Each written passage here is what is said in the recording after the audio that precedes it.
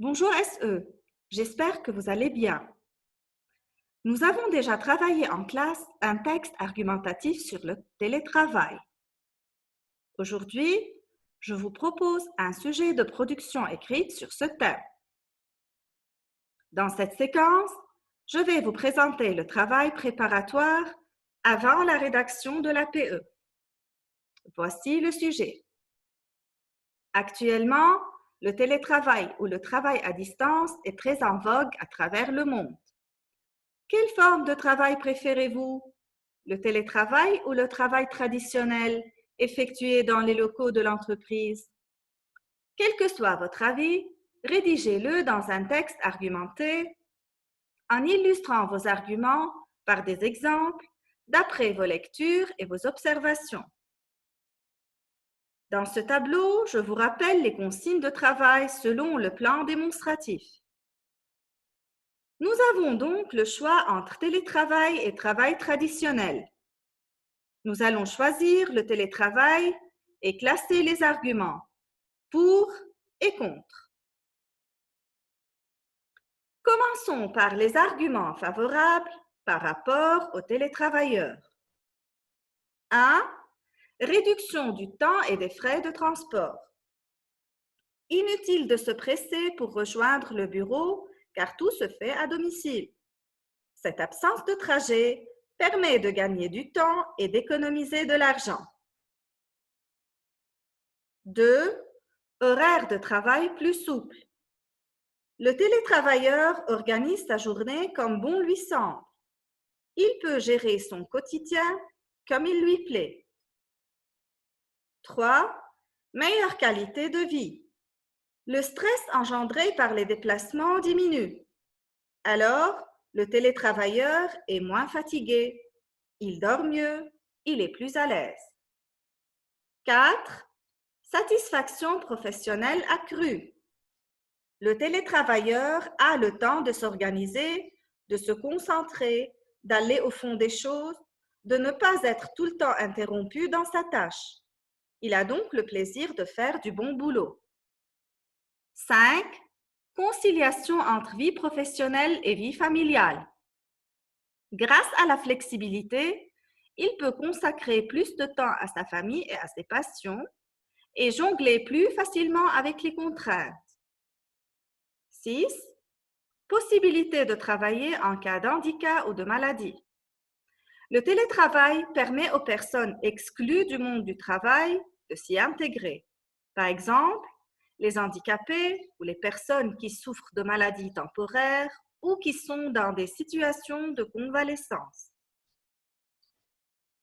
Dans ce qui suit, voici quelques arguments favorables pour l'employeur. 1.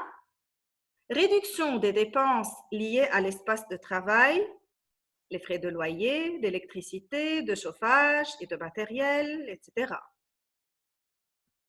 2.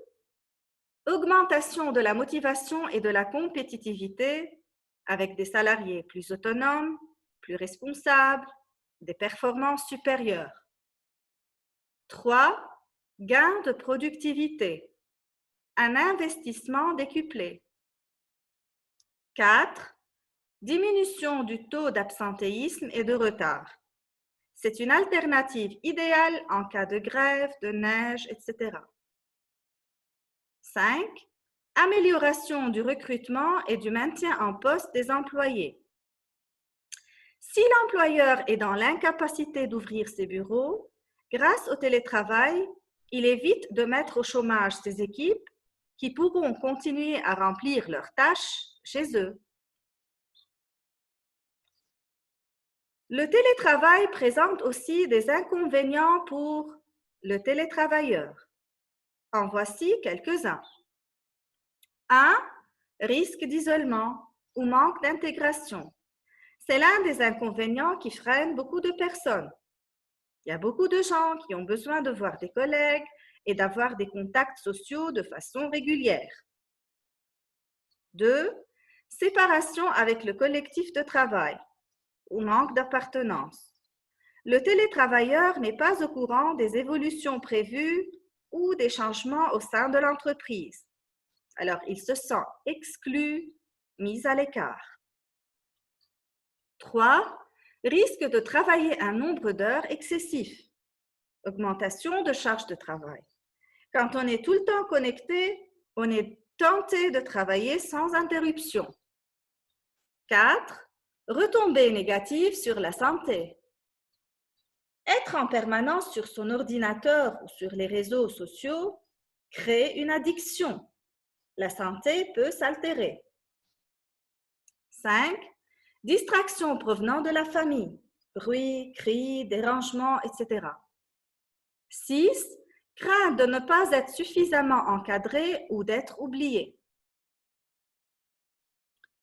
Passons maintenant aux arguments défavorables pour l'employeur.